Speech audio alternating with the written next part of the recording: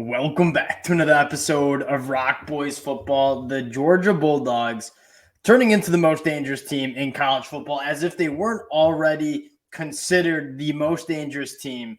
They pretty much remind the whole country this is the best team in college football right now. Absolutely taking Ole Miss and Lane Kiffin to the woodshed. Dill, after the first quarter, I don't think I've seen a more dominant SEC game than what we just saw happen in Athens. This is a Georgia team that, again, finding its peak, heading into the college football playoffs, pretty much the same thing we've seen the last couple of years from this program. I'm going to get into what we saw. Before we do, just want to say thank you to you guys. The amount of support, especially from the Georgia fans. Anytime we talk Georgia on the recruiting trail or whether what we're seeing in the 2023 season, ton of go dogs in the comment section.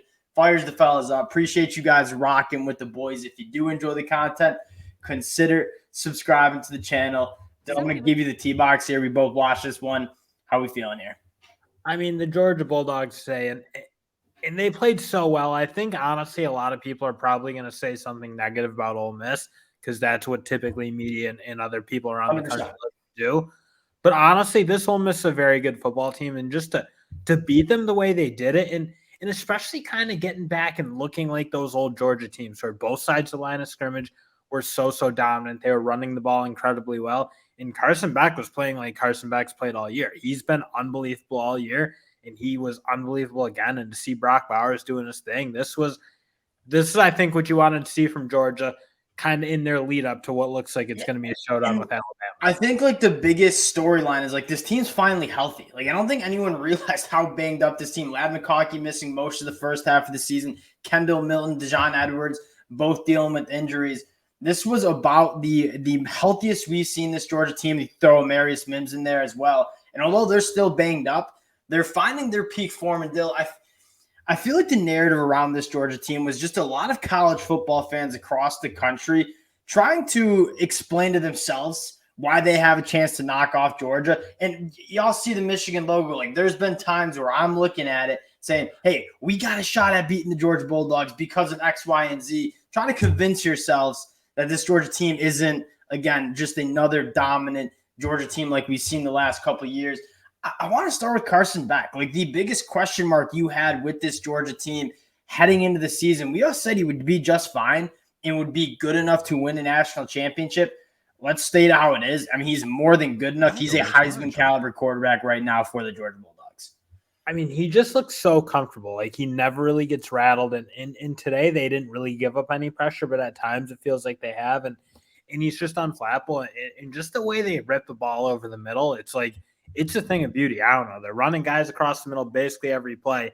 In every play, someone's open, whether it's a tight end, whether it's Thomas or the kid from Georgia Tech, love it. They're getting guys open so consistently. And that's probably one of the storylines is Carson Beck won the job. Is Brock Vandergriff, and I don't even know if I'd agree with this, but is Brock Vandergriff maybe more talented than Carson Beck? Yeah, he was a 5-star coming out of high school.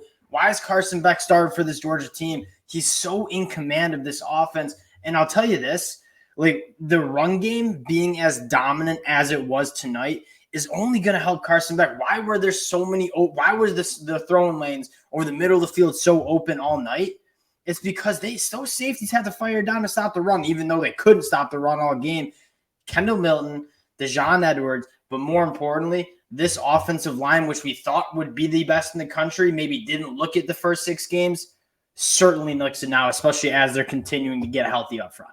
And that was the big thing, because that's what did make you think. And again, the fans who wanted to see something in Georgia that was like, quote, they're a vulnerable team, is you didn't see them dominating on both sides of the line of scrimmage, especially up front. I mean, they didn't run the ball. Like, think about that game against Auburn and some of those early games. They really couldn't establish the run like this. And yes, they did have some injuries for sure, but you almost expect from Georgia, oh, it doesn't matter. They'll find someone to come out there.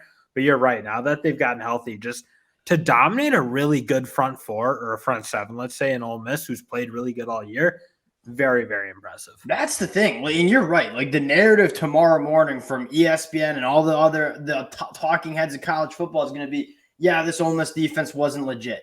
This Ole Miss defense was a top 30 defense across a lot of metrics. This is a very good Ole Miss team But, I mean, we all saw what happens when Georgia's playing their best football. Like, there's not many teams in the country that have the firepower to do and deal with what Georgia brings to the table. Cedric Van Pran, he's playing like the best center in college football. We thought he was the best center heading in. He's playing like it. And Tate Ratledge, Marius Mims coming back. Dominant group. They'll going to the defensive side of the ball after that first quarter. And we've talked about this before. This Georgia team is so deep. Ole Miss is going to want to run with pace, try to grind down these teams. Georgia Bulldogs, just an insane amount of depth across that front seven. I mean, once it got out of the first quarter, Ole Miss didn't have any answers pretty much. Yeah, and honestly, once their young linebackers settled in and C.J. Allen really started to get comfortable, it did feel like, man, they weren't able to just get out on the perimeter and like use their pace and their trickery, if you will, for what Ole Miss likes to do and how they like to run it. Yeah, they kind of settled in, and you saw C.J. Allen really start to take over that game. And frankly, the defensive line was pretty dominant from wall to wall, I would say. Yeah, they went up front by far. C.J. Allen, true freshman, was on my radar because you all know I like talking recruiting. What he just did, I mean, I got Nakobe Dean vibes from him. And I know maybe a little bit bigger of a frame, but when he was just flying around sideline to sideline, consistently in the backfield making plays, I mean, he plays with his hair on fire like Nakobe Dean does or did for Georgia. Him, Raylan Wilson are going to be – you got Dumas Johnson and Smell Munden right now. You had Tyndall, Nakobe Dean, Quay Walker a couple of years ago. You already got the next generation of elite Georgia linebackers and what C.J. Allen just put on the field against Ole Miss. Yeah, just rinse, repeat, hyper athletic, hyper aggressive, play exactly how you said, hair on fire, downhill ball.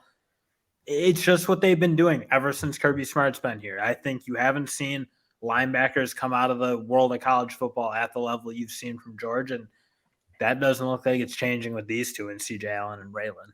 And we said it, the strength of this defense. And I remember some Georgia fans weren't happy, and I think they kind of misconstrued what I was saying. The strength of this defense, and this is no knock on the front seven. The front seven's elite. The strength of this defense is in the back end. I mean, across the board, NFL talent, All-American talent in the back end. And you saw this. I mean, this is an Ole Miss team that hits the explosive plays through the passing game. And after the first three drives of that game, I mean, there was not any separation to be had in the back end against some really good wide receivers for Ole Miss that will be in the NFL. Dudes like Trey Harris. I mean, they could not get open against the Georgia secondary. That is, in my mind, by far the best in the country. And that was even with a handful of injuries, it felt like. And they had to dip into the reserves, but it just doesn't matter. Whoever they're trotting out there, they look big, they look athletic, long, and yeah, they're sticky as you pretty much can play. And you're right. This Ole Miss against a very good Texas A&M team really cut them up. And the only team that's really slowed Ole Miss down so far is Alabama.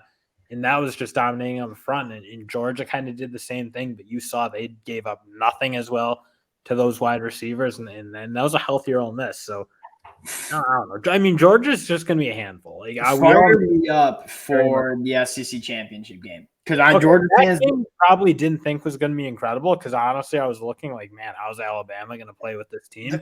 Alabama's rounding in the form. Georgia's been in form. They still look very, very dominant. Yeah, that game's going to be when I was like tune out everything else, put the game on. In a year where everyone thought the SEC, and I'm not an SEC thumper, people know that, Michigan guy. In a year where people thought the SEC was down, right now, the way Georgia and Bama are playing, like those are two of the best teams in college football. They're going to be playing for an SEC championship. I know Georgia fans are keeping tabs on Alabama. That's a different Alabama team than we've seen week 2 against Texas. It's going to be a phenomenal game between two of the best teams in the country. Kirby Smart, Nick Saban. Georgia continuing to get healthy, I think, is the biggest storyline for this team. But more importantly, finding their form. Very dangerous Georgia Bulldogs team. Very excited to see what they can do. Appreciate you guys rocking with the fellas late night, but have to talk a little Georgia football. That was an absolute dominant performance. Appreciate y'all rocking with the fellas. Again, if you do enjoy the content, consider subscribing to the channel, and we'll talk to y'all later.